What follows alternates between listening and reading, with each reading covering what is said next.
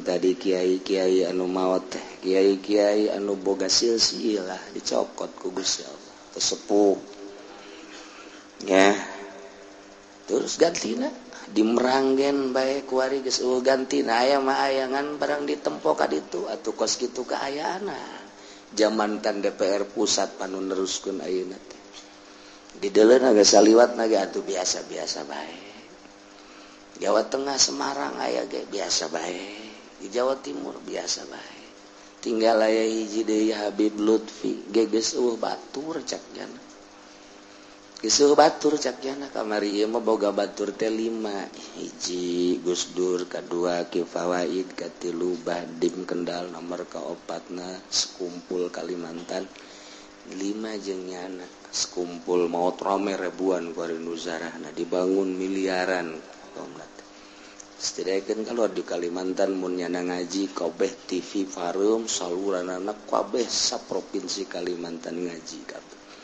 nyana mah teh hayangan dikondisikeun we kos kitu Bismillahirrahmanirrahim punten Pak Kiai abdi bade naros abdi boga pare tapi tos di Jakarta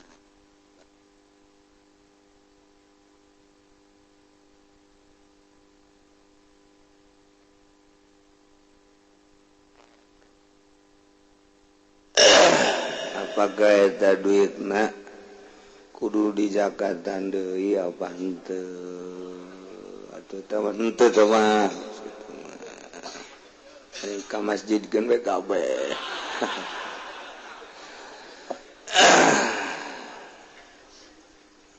bacakeun pada almarhum Haji Abdul Latif bin Amsir Dukuh Cikupa ieu mah tokoh emas Tabrani Tangerang keluarga besar tokoh emas ieu ge pertanyaan keneh ya Pak Kiai saya rek naros saya pedagang emas terus bagaimana cara mengeluarkan zakatnya tiap tahun apakah dihitung semua dagangan yang ada apakah keuntungannya saja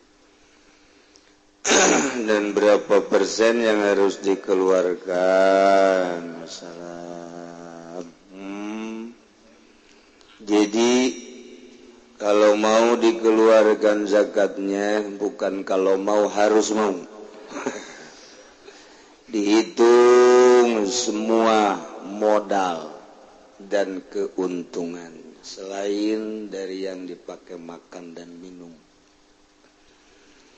hitung semua kemudian setelah ditotal nisab atau tidak kalau nisab dengan gampang saja ukuran 100 gram pasti nisab tambah dagang emas hai emas boga toko mah kecuali keliling kemudian dihitung setelah dihitung keluarkan zakatnya rubul usyri 1/4/10 kalau ada 100 juta bagi 10 100 juta bagi 10 seberapa itu biasa ngitung sama 100 juta benuletik lah bagi 10 seberapa 10 juta ya ngomong 20 juta heran itu bisa ngitung ulah calang apa tuh 100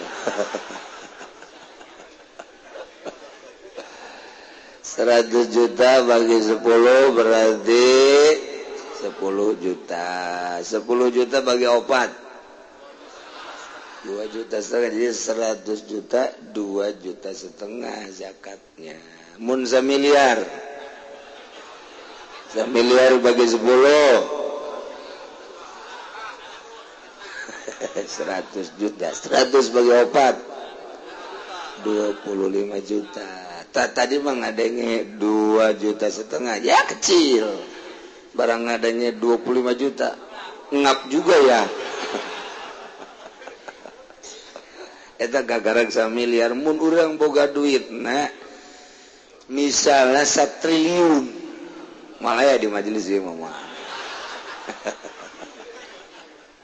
Ya bangsa 10 miliar mah aya meureun boga 20 miliar aya. Hitungan nama buktina mah wallahu alam. Namun 10 miliar bagi 10 berarti 1 miliar. 1 miliar bagi 4 250 kijang hiji Innova gitu baik aja babari. Gimana setelah berpuasa pada bulan Rajab, apakah pada bulan Syaban orang awam seperti kami boleh berpuasa atau tidak? Atuh sedek puasa asal dimimiti anti awal memang tanggal 15. Namun mulainya di tanggal 15 memang teu ulah makruh atau haram. Kuari indek terus sampai Ramadan tuh masalah. Ayeuna kakarak tanggal hijina orang Senin, Selasa, Rebo, Kamis, Jumat, Sabtu, Minggu 7.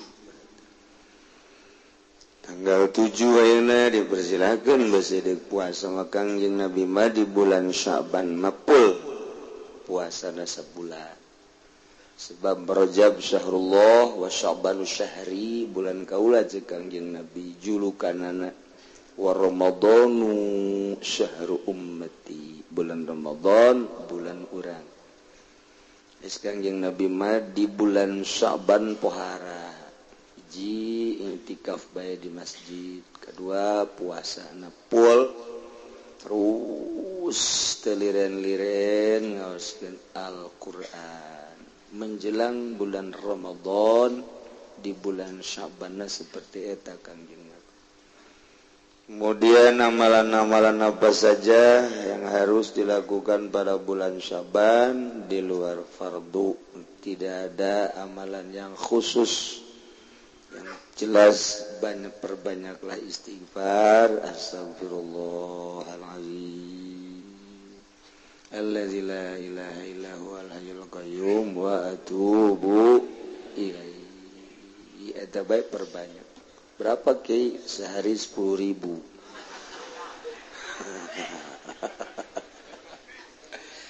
Aduh cenah teu kaburunana naon eta mah. Ulah nanyakeun wiridan atuh sia teu kaburunana naon. Ai loba teuing mah geus bae nurutan Kangjeng Nabi sapoe-sapoe 100. Kangjeng Nabi sapoe-sapoe tara kurang ti 100. Urang mah manteu salat maghrib doang 3. Manteu salat subuh mah tu dititah 3 ge boro-boro istighfar jas subuhna ge jam 7. Isin. Salat subuhna ge dula-deuleuh lah aya jelema teh isin kunutna. Deres lain ustad mah ustad puguh. Dele pas tas rakaat kedua de kunut aya jelema padi handap di dieu di dengkul kadeulean ku anak salat teh kitu amatnya nah eta jadi tidak ada wiridannya khusus di bulan Syaban kecuali perbanyaklah istighfar.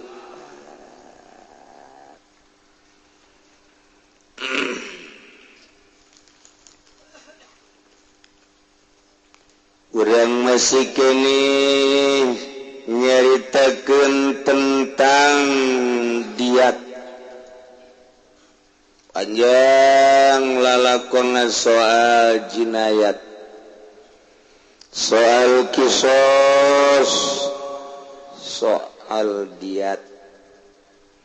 Walaupun eueuh nu ngalaksanakeun terutama di negara urang lantaran di negara urang malain make undang-undang Allah, lain make kitab Al-Qur'anul Karim nu diterapkeun di negarana, tapi urang mamake undang-undang Walanda, make undang-undang demokrasi, ialah make HAM.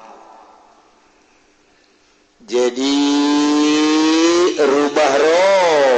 atuh hukum teh kumahakah hayang manusia nunyin hukum baik satungtungtungkeun kanu ngemas hukum dilanjut selagi ngarugikeun mah dirobah di negara urang dipasrahkeun hukum ka DPR diolah di DPR sanggeus dawa kesepakatan dibuatlah undang-undang setelah dirancang undang-undang aya kesepakatan ditetapkanlah undang-undang tersebut geus kira-kira kurang pas hapus nyieun deui undang-undang kitu bae nu rek nyieun undang-undangna nu bakal kurang dipilih engke ialah dewan-dewan perwakilan rakyat sagedeung deui urang bakal ngalaksanakeun pesta partai ialah nu bakal nyekelan negara maju mundurna negara aya di leungeun dewan dilaksanakeunlah ku pemerintah hasil daripada rancangan dewan tah eta nu endek ngarancangna nu bakal ngalanjutkeun maju mundurna negara nu ku urang bakal dipilih teh baik ti Golkar, ti PDI, PKB, P3 jeung sajabana ieu nu bakal nyekelna masih kene lehoan kene orok bedongeun kene teu nyaho kahitut bau nyahonangan hitut teh seungit mantak deuk kumaha majuna negara teh jageuning nu rek ngarancang undang-undangna kos kitu kuari kudu aya diselapkeun cewek kudu aya di DPR teh awewe pelengkap boro-boro mikiran negaranya mikiran diri sorangan ge awewe mah asal kasinggung saeutik merenyi nyawa sia merenyi berbaik ceri manya dek urusan negara merenyi geus tempas sebenarnya mah tapi kos kitulah pemikir-pemikir Indonesia asli eta teh menang bangsa Indonesia lain nang saha atuh tekanan ti orang bule ti orang barat kok bisa kos gitu sih agar lebih hancur negara Indonesia mun ku urang dicaritakeun nu sabenerna bakal muringkak bulu nu mantak daripada muringkak bulu moal dicaritakeun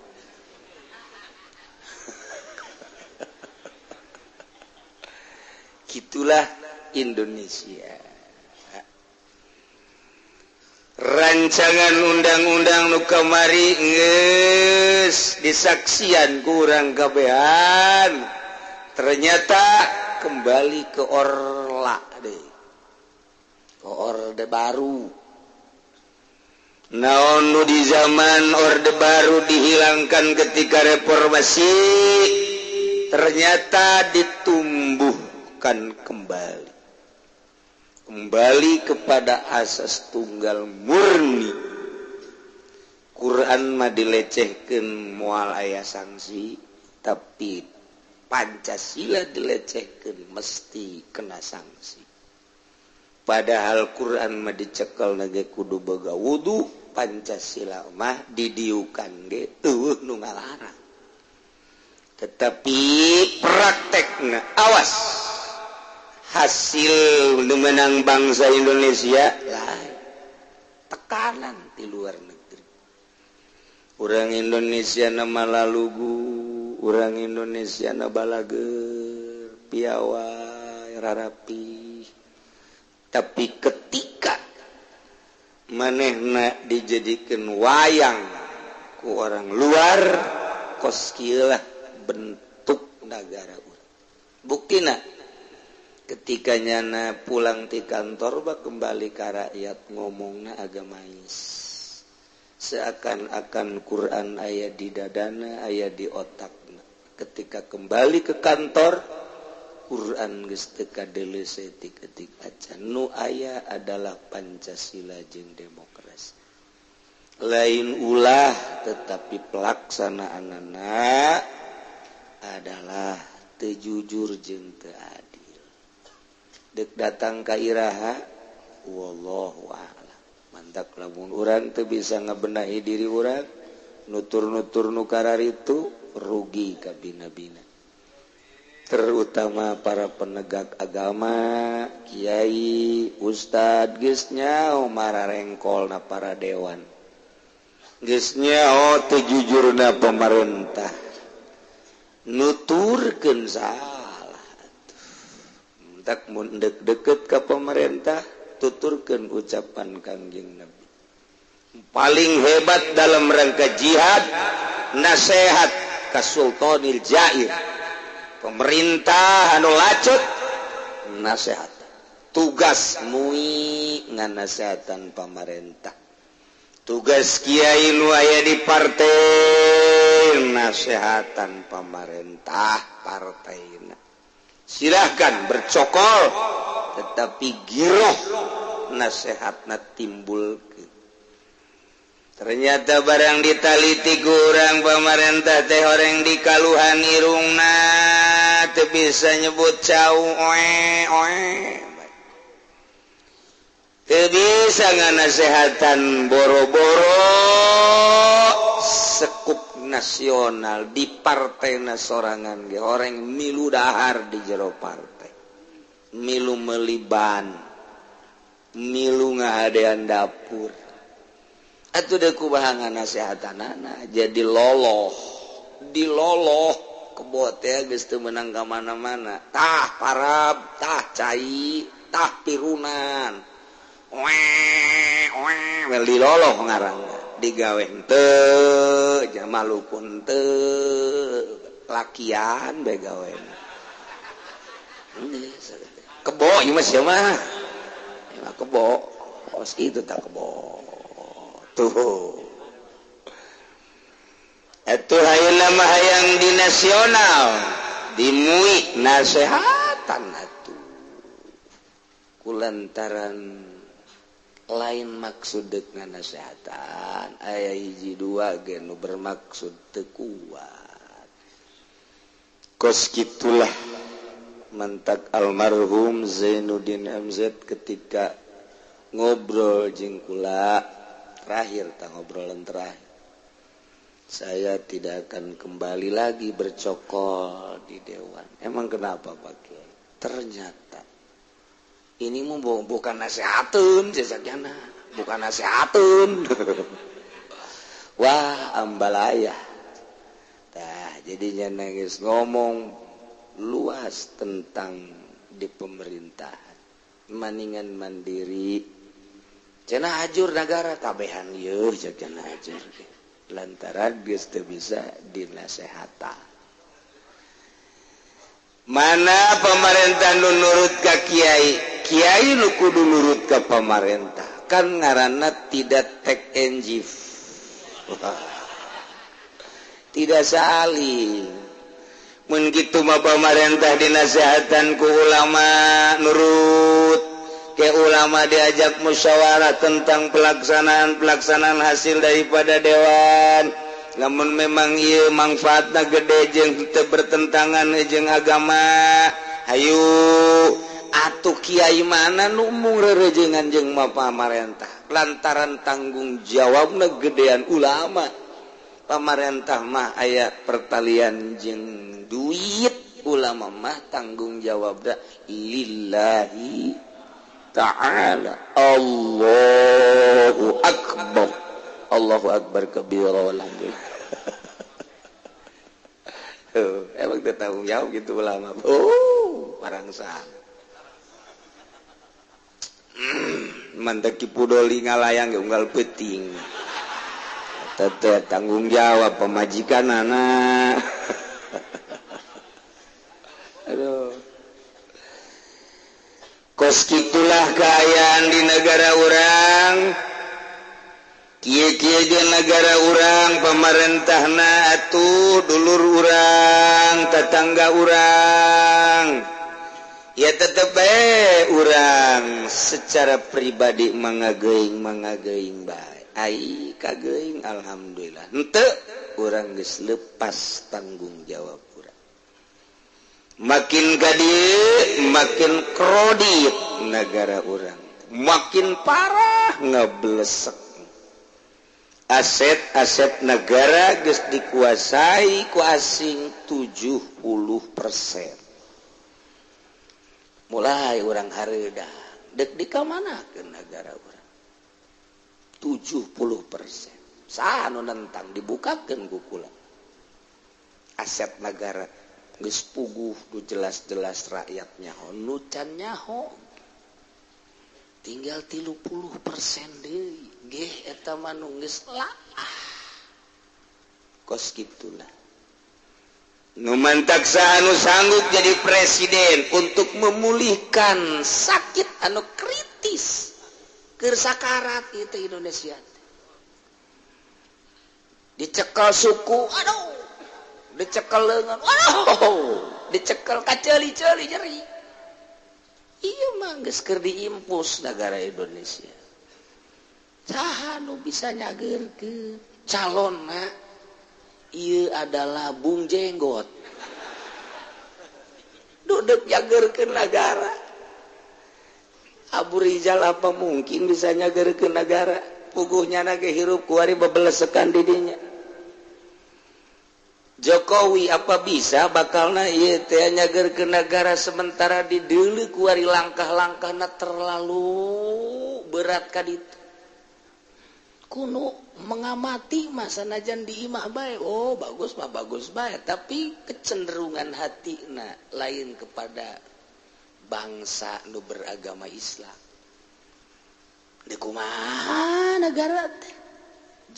Marukan gua. Atuh cenah urang jeuleu bae maningan Megawati bae kondena geus seragam. Masa dek teruskeun negara, tereh coplok.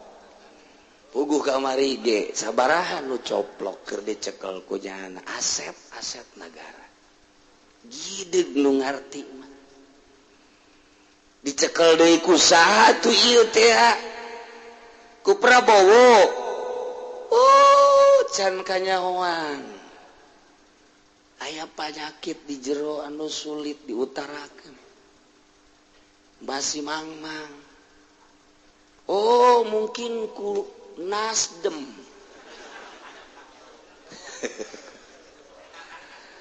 Pernah menghasilkan naon nyana kan kos kitu.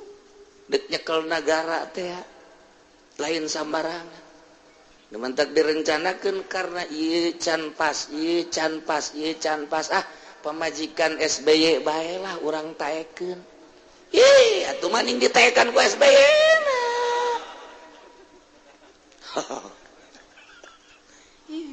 Ngaji diat jadi ke calon presiden. Nu mana ieu encan aya mantak bakal nangke dipilih mana ieu kuari keur neangan ke lembur jang calon presiden kamari geus dideuleukeun we tah budak tah keur nungtun kebo ieu asana ieu adil ieu jujur ieu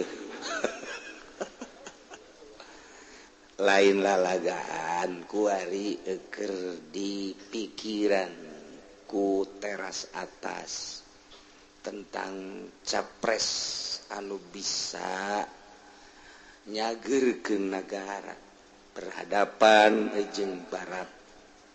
Mun urang kuari membaca kadinya deui inget ka almarhum Gus Dur.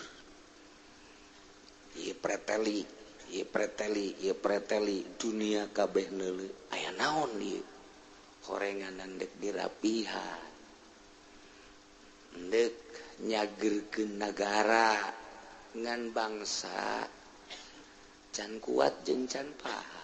Lain nu dihanap nu dihambat mah teu gampang dilaluhurna. Sebab nu dititipan terlalu banyak, kemudian engke bakal berlawanan. Mentak urang mundongeng ka tukang deui loba nu kaduhung lain kula ngan teu diucapkeun ku para politikus teras atas. Sabenerna kaduhung aturan geus lain kos kieu nagara urang. Kakarak ngartina setelah wafatna Gus Dur ngan teu bebeja isin aturan geus berubah wajah.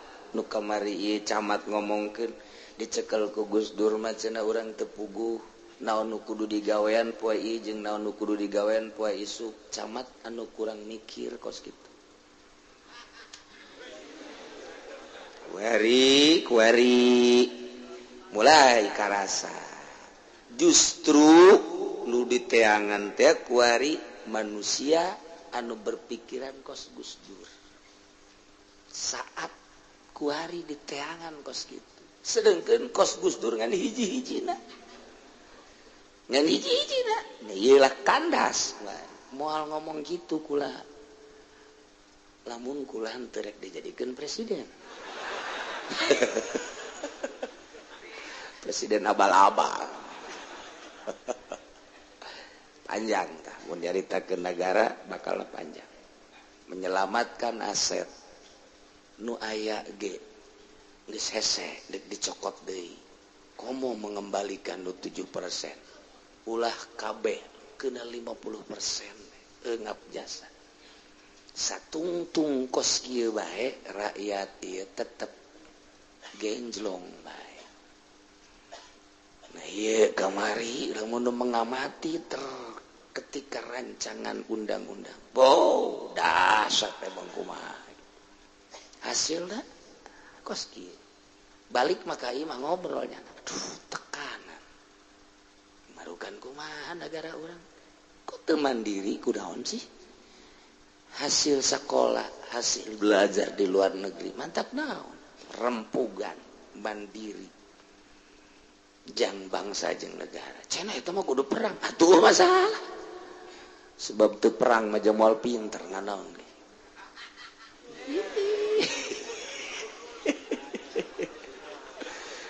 Jelema mah perang aku pinter. Kamari ieu keur zaman urang perang jeung Belanda. Nu mantak kuari sesa-sesa aki-aki barisa penca gara-gara perang Pak. Kuari mah barang perang atuh penca paroho deui Pak. Podeui. Cada jotos tangkis set kapiring tok mantap. Hasilna jotosnya kapiring. Kitu nya. Nah ieu mah keur carita urang ngaji ngan sakadar ganjaran. Koleksi agama di jero hate dan dilaksanakeun menteu. Kaji asal nganyahokeun hungkul jang diri urang supaya urang leuwih hati-hati, supaya urang jaga di akhirat ulah neumbleuk sagala rupa. Bersihan diri urang tina dosa-dosa zahir maupun dosa-dosa batin.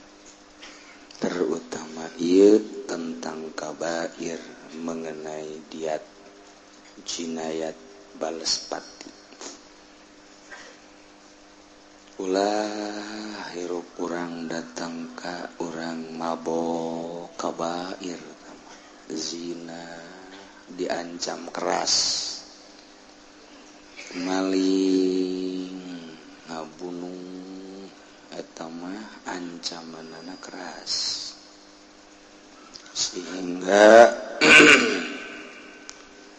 eta mah di dunia keneh dikenakan sanksi ku Gusti Allah melalui keputusan negara. Nu di nagarana eta adalah make aturan-aturan Al-Qur'an, baik berbentuk amir, sultan ataupun khalifah, atau model diurang presiden. Yang mayoritas nama Islam.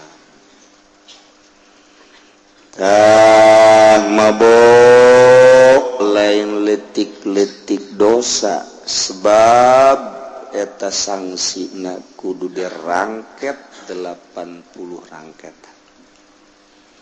Pan guari mabok teh geus dijadikeun tren. Anak muda lamun teu mabok wah ortodok. Namun hayang jadi anak muda nu mudirun mabok. Pemandangan di filmna atuh kos kitu turun orang-orang barat ka urang kieu kita duturkeun ka urang geus teu make Al-Qur'anul Karim. Tina mabok malumpat namun henteu maling kana zina. Sebab akal geus leungit zina. Mun muson atuh datang ka paeh, lamun goer muson atuh dirangket 100 jilid dan pan lain letik-letik hukuman. Berarti maling lamun geus datang ka nisab maling 4 gram emas potong dengan sakit. Kumaha teh cenah lamun di DPR eta mah mendingan ge digantung habek temen. Wah, pemerintah eueun nu teu korupsi. Lillahi ta'ala eueun nu teu korupsi. Beneran ieu mah. Hese moal dibaturan lamun nu teu korupsi. Aduh, mangkaning atuh ayeuna mah urang hararaya memehna geus nyogok hayang jadi pemerintah. Masyaallah karim. Imam Hanafi mah baheula dititah jadi hakim. Dipaksa ku Raja Mansur, Imam Hanafi gideg. Jawaban Imam Hanafi hampura, lamun kula jadi jelema bener teu pantes nu bener jadi hakim sebab eta mah pagawean nu kurang bener. Mun kula teu bener atuh engke ngahukumanana leuwih teu bagus, sangat teu bener kula mun teu bener jadi hakim teu layak. Kula membung. Tangkep nyana di penjara, titah jadi mufti, titah jadi qadhi, titah jadi hakim, embung ditangkap penjara. Keluar deui dipaksa titah jadi hakim, tetep gideg embung. Asupkeun deui ka penjara. Keluar deui titah deui embung deui. Akhirna diracun. Imam Hanafi diracun. Bogo sakitu gedena. Begitu diracun manehanana minum lain deui rarasaan awak. Oh berarti aing diracun. Seurinya. Seuri diracun seuri. Coba dibojong. Seuri teh maksudna gua bebejanya ka murid-muridna jeung ka rekan-rekanna. Kaula mati syahid cek kana teh. Sesuai jeung doa kaula. Kula bakal nyusud ke para syuhada-syuhada. Bener teu kaula. Genep hari maut. Maut diracun syahid berarti. Ya Allah, ya Rabbi. Jelema gede, embungeun jadi hakim. Kuari mah yang jadi ketua MUI nyogok. Hayang jadi Kapolres nyogok. Hayang jadi wali kota geus lain nyogok deh gok. Janu kasogokna ge kiai. Nyogok eta mere teh nyogok.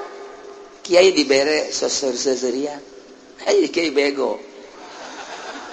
Dibere ku calon wali kota seserian. Innalillahi wa inna ilaihi raji'un. Insyaallah. Oh. Karim, atuh komo RT. Kiai rage seserian. Menta deui kiaina bego. Kurang gede. Mantak mana tuturkeun deuleu Imam Syafi'i, tingali Imam Maliki, tingali Imam Hanafi. Ahli-ahli Allah nu dituturkeun datang ka yaumul kiamah ku urang mazahibul arba'ah, anti dunia, anti duit pemerintah. Coba teangan di Kabupaten Tangerang nu embungeun duit pemerintah. Bawa ka Cilongok deuk dijadikeun jimat ku aing. Ulah kitu cenah kiai di Tangerang malah hese di Serang atuh. Serang hese pandai gelang coba teh hangat. Nu anti duit pemerintah. Nuturkeun Imam Syafi'i, Imam Maliki, Imam Hanafi.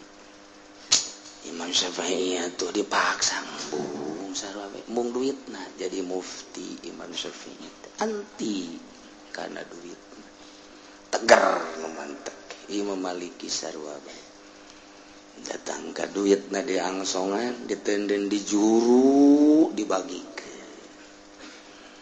Imam Hanafi boga anak, kemudian anakna ngadahar apel pamere ti raja. Kadeuleu ku Imam Hanafi dicekek anakna. Tonjok sungutna calang. Kaluarkeun sia.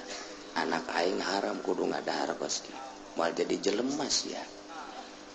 Cekek keluar kami karak di inuman sia aya di urang nu kos kitu ceng ye ti bupati ye mam bil barakah bebeskeun habek ieu keur carita urang dituturkeun Imam Syafi'i. Urang kan lamun geus teu bisa Imam Syafi'i modal tawaf, urang taklid ka Imam Hanafi, bacakeun nu kos kituna fikihna mah babari. Cek Syafi'i kieu, cek Maliki kieu, cek Hanafi kieu, lah tamah ilmu pacekcok mana nu ngeunah. Ikhtilafu ummatir rahmatun, silakan ta eta nama henteu dipacekcokeun ta ma'rifatullah nama. Imam Syafi'i, Maliki, Hanafi eueuh nu dipacekcok. Tah tuturkeun eta bisa-bisa setengah tuh ulah nyeunan proposal bae. Oh ieu mah keur salat Allahu akbar geus katari wancan. Ghairil maghdubi ghairil ghair. Mudah-mudahan we kata ieu hayang meuli Avanza ieu teh. Waladdallin. Kiai tolol. Tuturkeun mana umat kuari. Masya Allah ilmu masa gudang warok namana. Ieu keur carita dongeng nu kurang ditaluturkeun ieu pahamna. Urang teu bisa make Syafi'i tawaf Hanafi lah. Ayo ditaluturkeun ku urang sok. Dihulah dihelah sok satuntung aya mah mazhab. Ayo asal bisa bae. Di kumaha ta kumaha. Tapi maripatna teu ditempo ku urang, warokna teu ditempo. Masya Allah. Urang lamun nyaritakeun para wali dinyekel duit di pamarentah ngurucut jadi getih, ngurucut jadi nanah. Paneta weureunna geus jelas zaman baheula. Komo zaman SBE. Geus lain getih jeung nanah deui meureunna nonton maka kedohna tah geus. Ku urang kitu. Urang seserian deui nginum racun. Seserian mentak tidak khusyuk ke sholat hese jasa Masya Allah. Nah iya orang ningali sejarah-sejarah lalampahan ahli-ahli Allah minimal atuh orang muringkak bulu helanan kadanan orang ku apik secara kos gitu muringkak bulu we atuh teu muringkak bulu nu luhur nu handap sugan muringkak we di nu dihandap lain muringkak deui nu dihandap mah entud-entudan mah ada rese jas. Keur carita orang ahli-ahli Allah Subhanahu wa taala. tadi Kiai anu maut teh Kiai anu boga silsilah dicokot ku Gusti Allah sepuh ya terus gantina dimeranggen bae kuari geus gantina aya mah ayangan barang ditempo ka ditu atuh kos kitu kaayaana zaman kan DPR pusat panu neruskeun ayeuna teh di deuleuna geus saliwatna ge atuh biasa-biasa bae Jawa Tengah Semarang aya ge biasa bae di Jawa Timur biasa bae tinggal aya hiji deui Habib Lutfi geus batur cak jana geus batur cak jana kamari ieu mah boga batur teh 5 hiji Gus Dur kadua Ki Fawaid katilu Badim Kendal nomor kaopatna sekumpul Kalimantan 5 jeung nyana sekumpul maot rame ribuan ku ari nuzarahna dibangun miliaran kaumna setidaknya kalau di Kalimantan mun nyana ngaji kabeh TV Farum saluran anak kabeh saprovinsi Kalimantan ngaji kabeh nyana mah teu hayangan dikondisikeun we kos kitu kemudian atuh Ki Fawaid maot kemudian Gus Dur geus maot aya Mbah Ndim hiji deui ge atuh biasa artina masih nyambungan kulantaran nyana aya kegiatan kadang di NU kadang nyambung menyambung teu cara nu kamari nyambung kene tinggal hiji deui mentak hesek sedengkeun Habib Lutfina geus kolot deuk ka saha kos kitu mah pan teu bisa dikondisikeun kumaha ilham ketua thariqah mah hese teu bisa dipilih demokrasi teu bisa nyana geus bingungeun ku ari nempo sa Indonesia nyana nyahungan sa Indonesia Jawa Timur Jawa Tengah Jawa Barat Lampung Kalimantan Aceh Padang terus nyanangan sakadar ceurik ngurucut cai mata teu kumaha dina harti ieu geus kabawa kabeh ku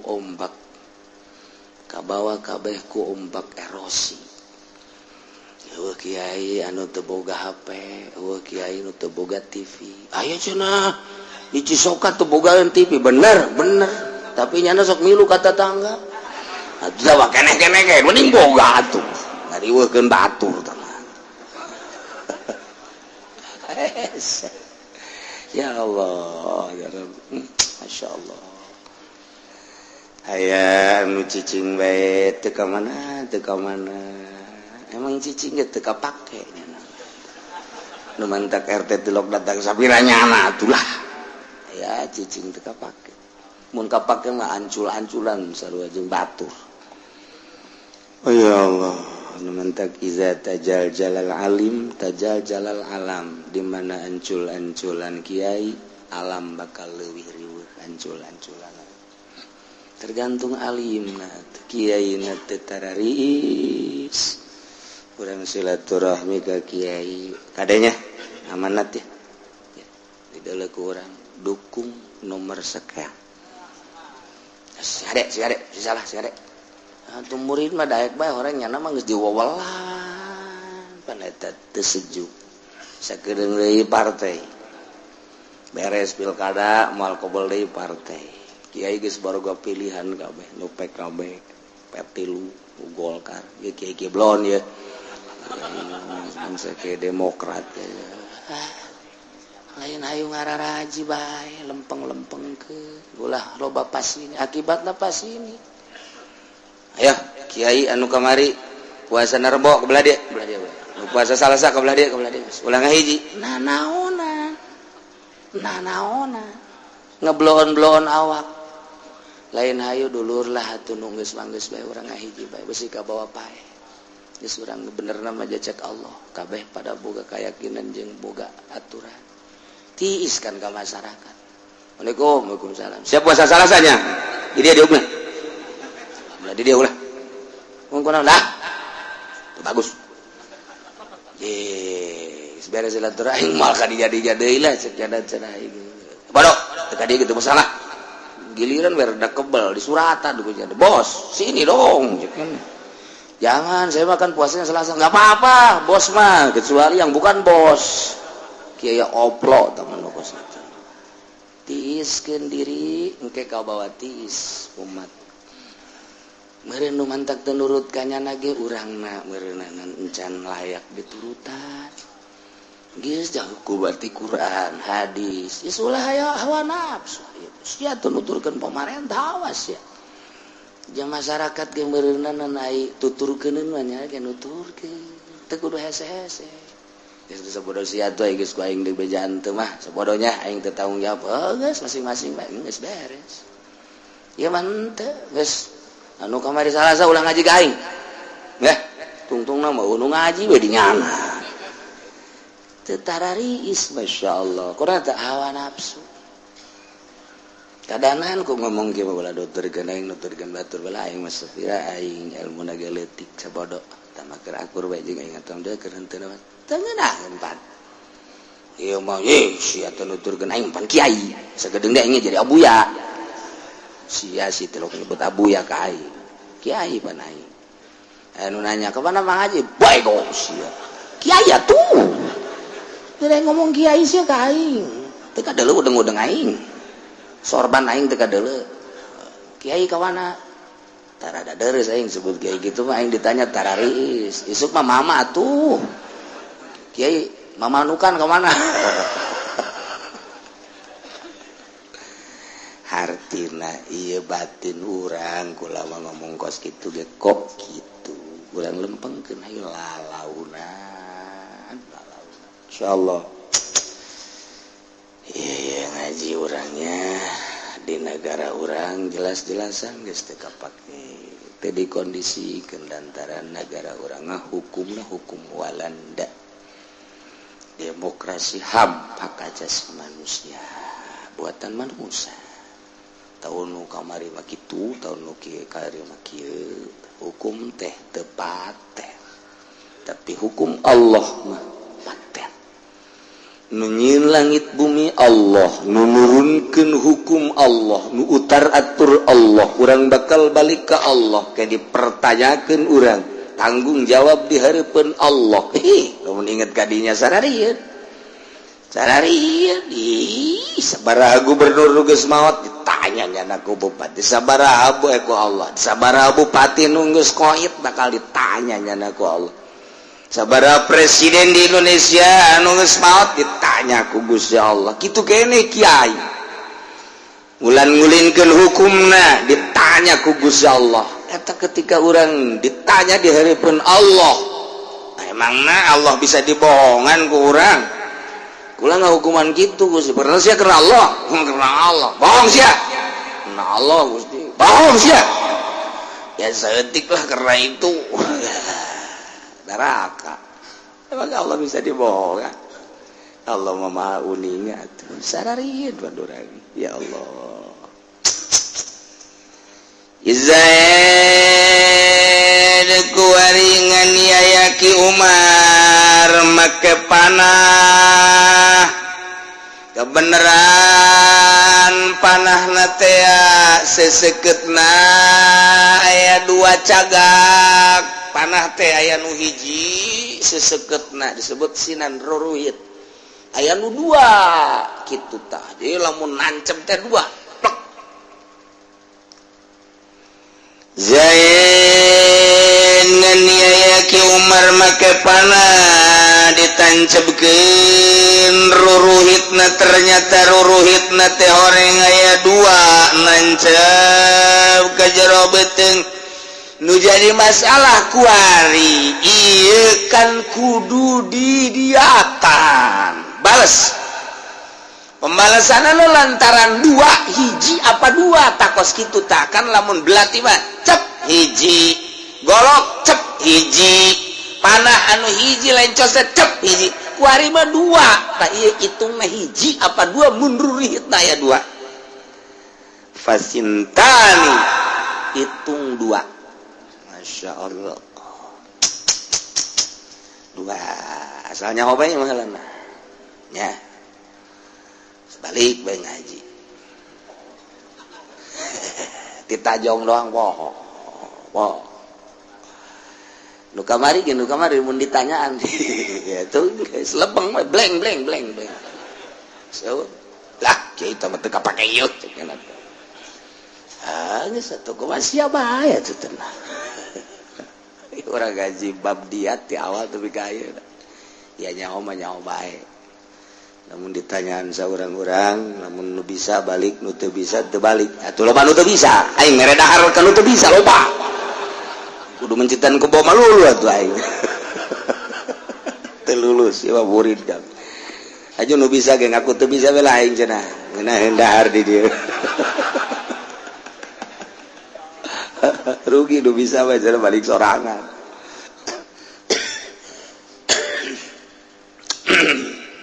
Asal nyawa orang nyawakeun kena menanggan jarak. Masya Allah sanajan teu dilaksanakan.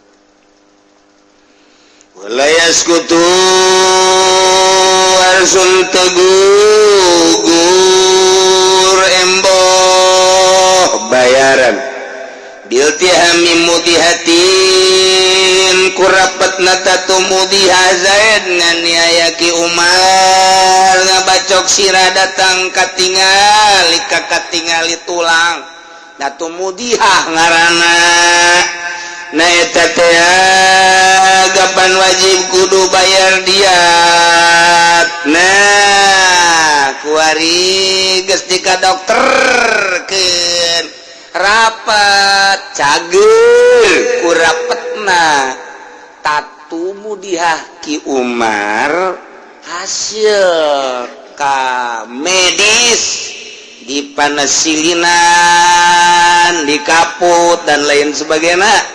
Bari mau nyawa ka panasilin geus eueuh meureun obat panasilin manjur jasa padahal eta panasilin. Masya Allah panasilin mah manjur lain lalagaan sebab kula keur leutik eta obatna panasilin jeung mantri teh make sepeda damas di tukang naya tas gede so lumpat asal aya budak bae kieu eureun nya nama siap wah boroknya geus teu dititah deui ya panasilinan ku aing sia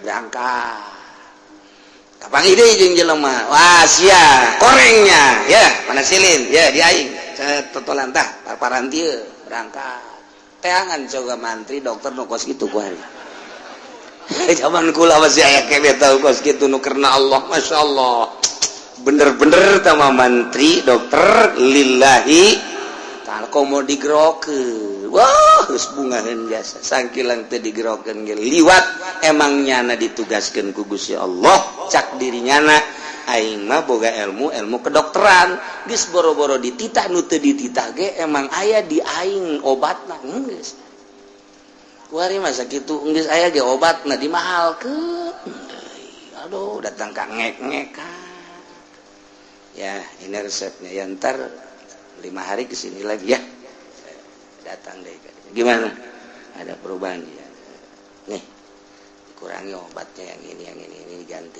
5 hari ntar kesini lagi ya 5 hari gak ada jadi oh iya udah bagus ntar 5 hari kesini ira datang kami sana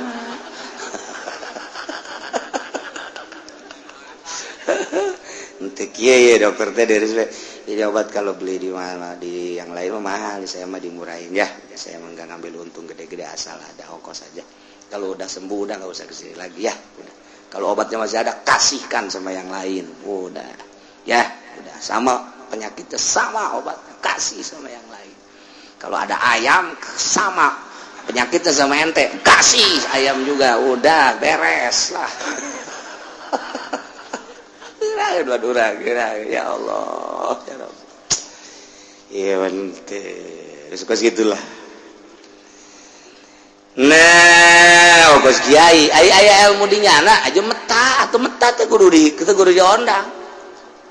diondang ngomong teh diondang henteu eta kiai blon ilmu aya di nyana satungtung aya kesempatan jeung hayangeun atuh ngomong ya carita hukum tak carita jadi ondang teu ngomong kape jadi eta lamun jangkrik kudu dikili mun teu dikili we tilok ngingkringan dikili kring dikili kring dibere jukut ngingkringan kuancang teu dibere jukut aya ngingkringan kana pingka kiai kuari kiai pingka dikilik wae. Masya Allah. Masya Allah. Aduh. Tetep Tatuki Umar geus rapet geus cager. Ki Zaid can memberikan dia terhadap Ki Umar. Ku geus cager teh teu gugur tetep bae wajib bayar. Wajib bayar. Khamsatu ab'iratin 5 onta. Wajaifatin jeung tatu jaifah nu di luareun sirah. Andai kata dibacok dina pelebah cangkeng kabeneran Ki Umar kuari langsung ka dokter dikaput. Sanggeus tadi kaput kuari geus rapet deui. Nah, eta Ki Umar nu boga gawe tetep wajib bayar bae sanajan geus cager. Wajib kudu ngondisikeun diatna.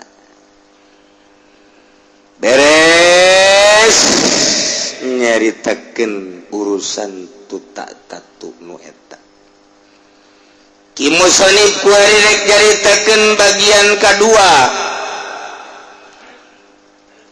mengenai tentang anggota badan anu hiji-hijian nu bakal dibahas ku Ki musannif di dieu aya 16 rupa.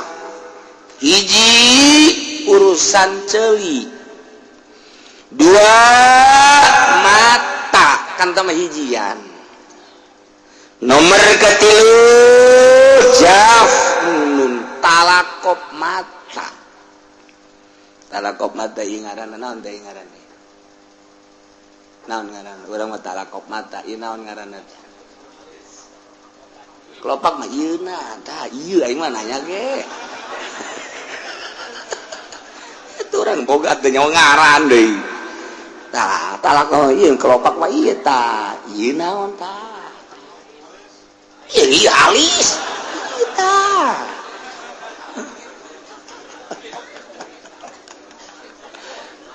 Lapok mata, tutup mata, kap. Masya Allah karim, tanya orang lah. Mergaubat anfun irung sungur.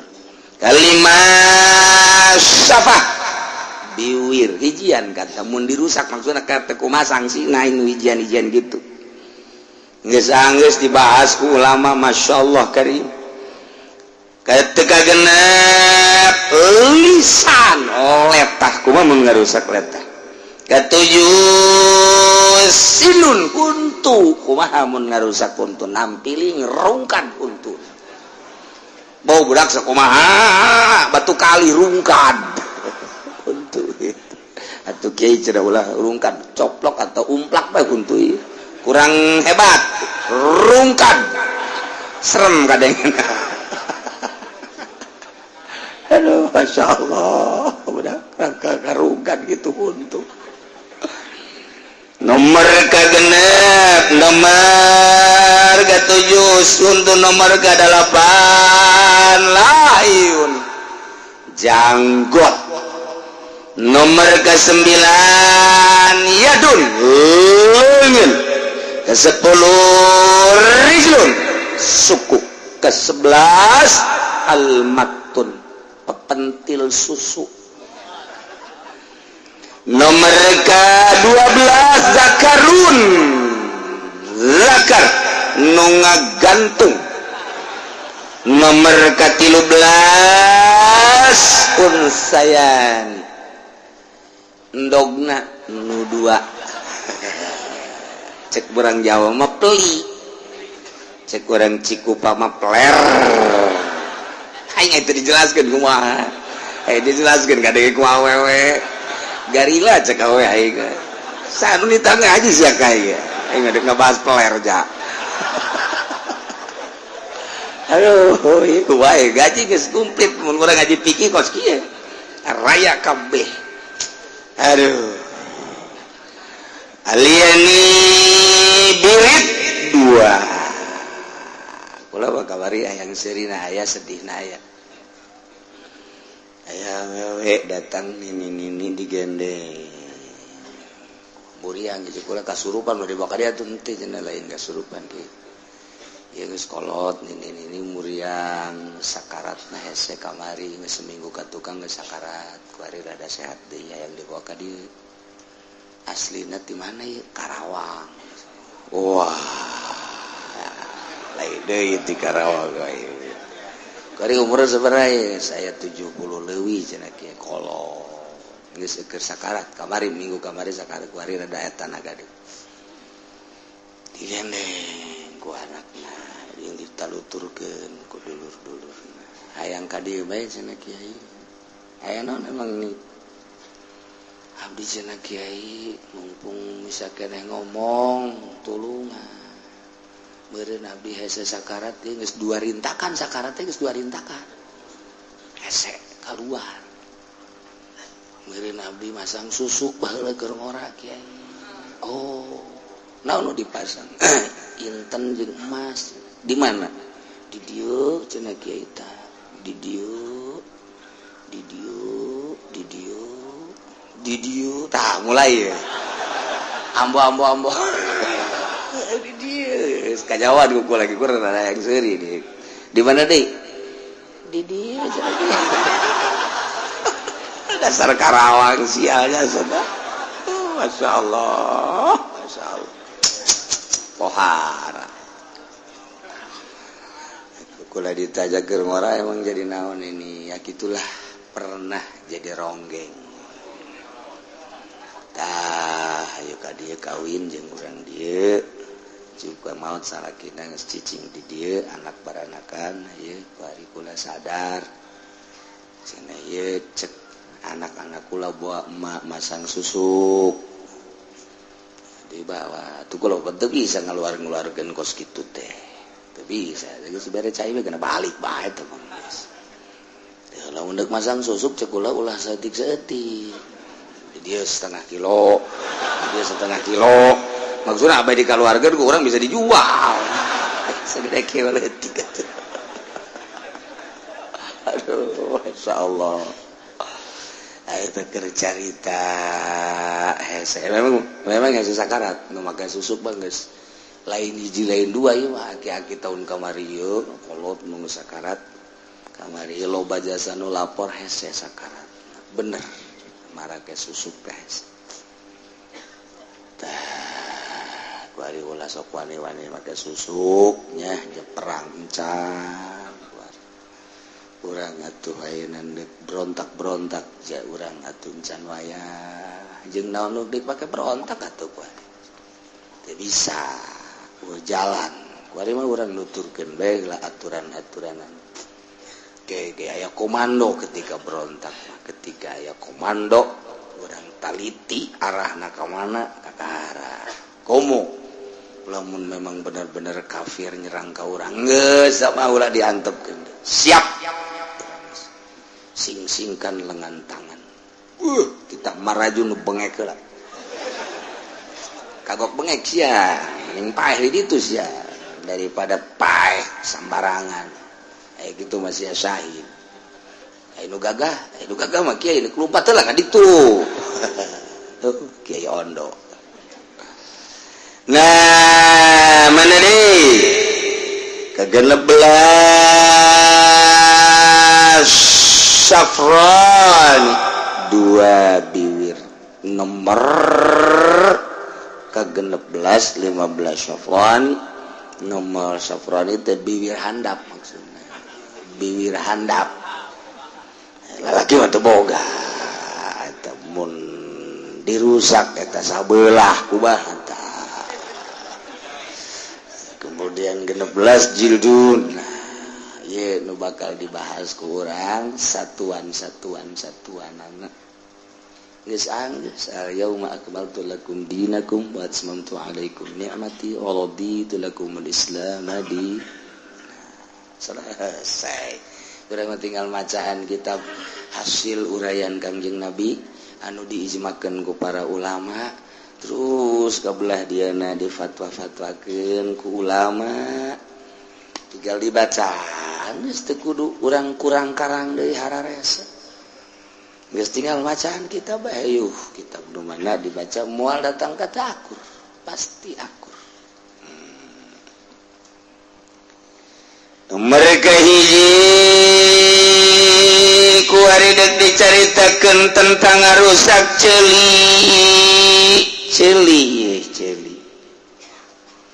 gede fungsina celi hal ata 'alal insani hinum minad dahri lam yakun syai'an madhkura inna khalaqnal insana min nutfatin amsyajin nabtalihi faja'alnahu sami'an basira inna hadainahu sabila imma syakira wa imma kafura na ye celi nya innu minana kaulang adamalna khalaqnakum kaulang adamal ka manusanya amsajin nabtali tina cai mani anu dihijikeun cai mani awewe ovum ngaranna jeung cai mani lalaki sperma dihijikeun borosot jadi urang ku ari urang teh cai mani antek cai mani mah teu najis lamun cai mani najis atuh urang teu beunang ditoel suci cai mani mah suci gaya di inu mau ulah abong-abong suci yang cuma yang nyawa diuyuk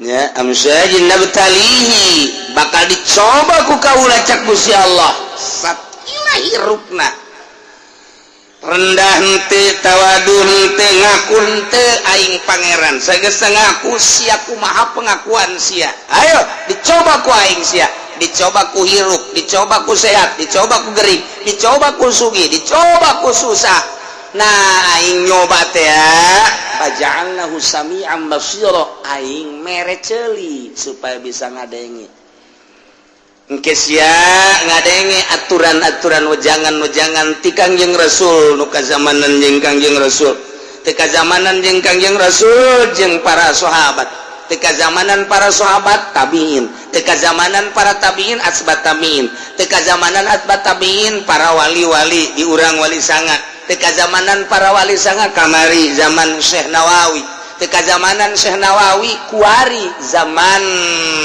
kitu Zainuddin MZ dan geus miheulaan ka urang kuari zaman Kiai Mansur Yusuf Mansur Kiai Yusuf Mansur lagi cenah deuk ditahan zaman Kiai Fudoli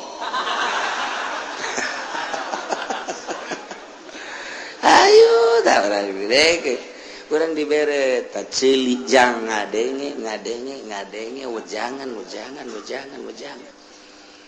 sebab lamun teu ngadenge engke Gusti pan abdi disiksa pasti teu ngadenge emang aturan-aturan abdi pancet dibere celi ku Gusti dibere ngadenge deuk mah hoti mana oh siapa teu ngadenge nya henteu surga atuh nu torek mah ka surga langsung nu torek mah geus langsung ka surga.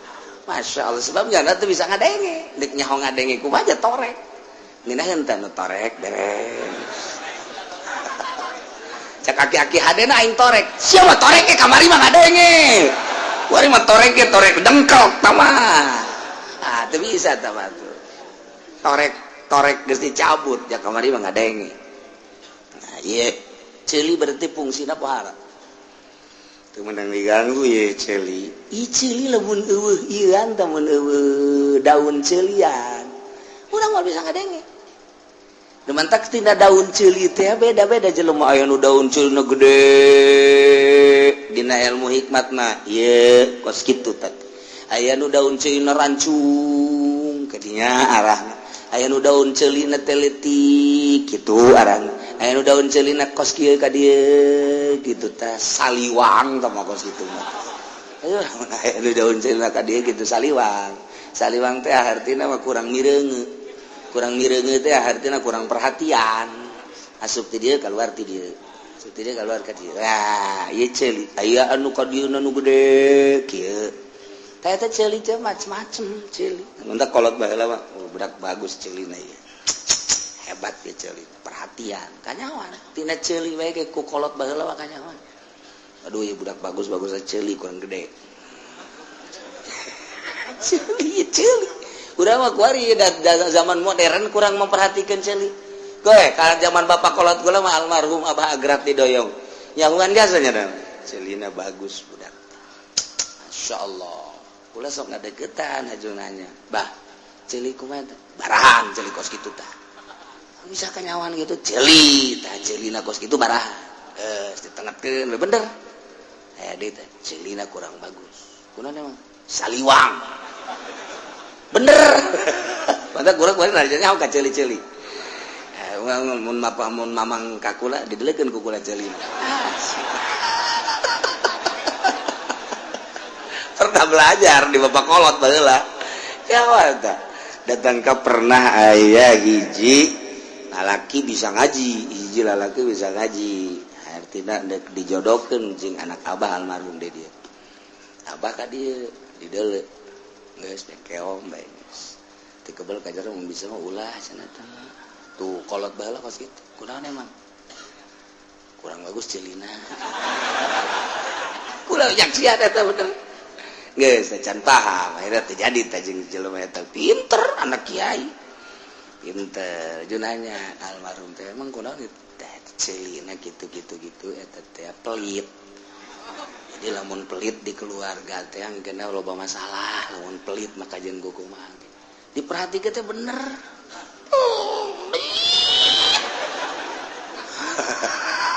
dikulinya ka dicelina pelit kuari ge belajar aduh lah coba tuh kudu di kiai sama di Pari Rimbon ge aya ye tuh ngaji di Pari Rimbon oh guruan oh ya mentak aya ciri celi da ye kuwari wal mazhabu wa nafil hunaini diatan la hukumatan nurutkeun cek mazhab sanyana eta dina ngarusak dua celi teh wajib bayar diat celi digodot muki Umar ku Ki Zaid siat cempring sakumaha celit embe nu hiji deui sepring tete celi Ki Umar digodot dua ku Ki Zaid ieu kena diat mahal diatna lain sambarangan celi mah nurutkan cekang yang Nabi celi mah ieu sabelah 25 ya Allah membantak fil udun khamsuna minal ibil ngarusak celi 50 onta hiji onta 20 juta 2 kali 5 berarti 10 berarti harganya berapa 100 juta nah teu boga duit mendingan songkeun celi sia rusak celi aing ya yang lebaran teu boga duit ai celi ya Allah lain sekadar tatarog lah hukumah sekadar dipentak kitu jang naon ngaranna kitu ka medis lain tapi 50 onta Allah karim wabadun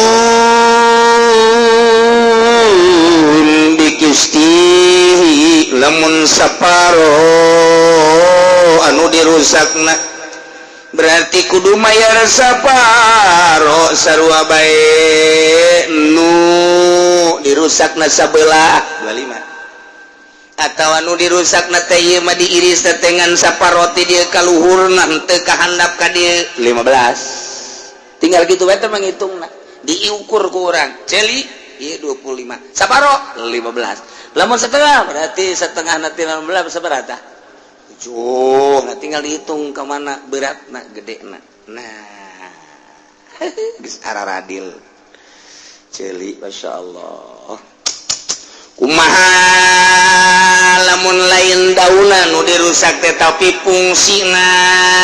fungsi celi ngadenge kuari Zaid jeung Ki Umar ribut dijotos ku Ki Zaid dak mangkaning jotosan besi Wow.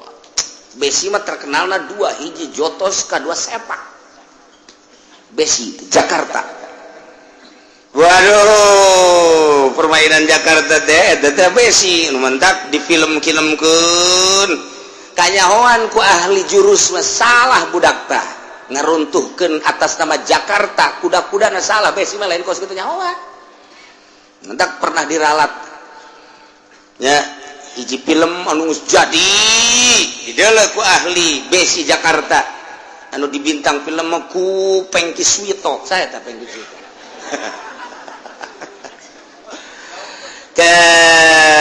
Salah diralat kembali, salah besi Jakarta lain kos itu diralat kembali dirapihan. Jadi temenan sambarangan jotosanana kuda-kudana sepakanan. Wah, ya Ki Zaid mah jago cengkareng aslinya, nggak tahu kamu. Jotos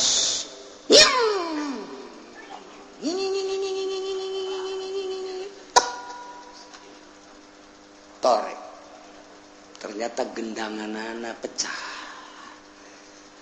KTHT periksa aku THT. Wah, ini sudah tidak bisa diperbaiki sebab ini mah gendangannya pecah.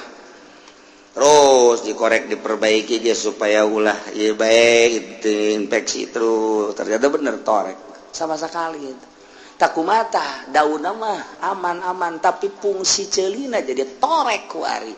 Tetap walau aya basahuma lamun ngatepungsikeun Ki Zaid kana dua celi padiaton diat bae tetep padiaton diat bae wa piqaulin cek dina kaul mah tama hukumah bae tama nu kos kitu mah sakadar ganti rugi teu bisa tetep diat diper-ikhtilafkeun pacekcokkeun kumaha mun mutuskeun anu teu fungsi walau koto aya bisa taen bagum emang tatadina geus torek. Ieu mah Ki Zaid teh gelut jeung Ki Umar, emang Ki Umar na geus torek kebanyakan mah torek. Kanyahoan torekna nu heuai kunyana dijawab. Pajar nanya. Buku jelema heuai. Oh teh di itu. Sial lain heuai teh di itu. Bari torek. Eta aduh torek kok kitu ngomong hayang nyana bae. Yang tuh bisa lalaunan no torek mah, abe pajar ulah torek maksudnya na, ku batu, ini sorangan ngocoprak be, waduh kurang sesek, geus tengah jalur no torek mah, nyambung yang nyana be, emang geus torek, bari ku Ki Zaid dirusak daunna berarti ja torek na mah geus torek, tak kumaha walau koto aya bisa taen, mun Ki Zaid megatkeun dua celi nu geus teu fungsi. Hukumatun tapi wabi kaulin tetap diatun urusan celi geus beres tinggal urang nyaritakeun urusan mata wa fi ainin wallahu a'lam bissawab.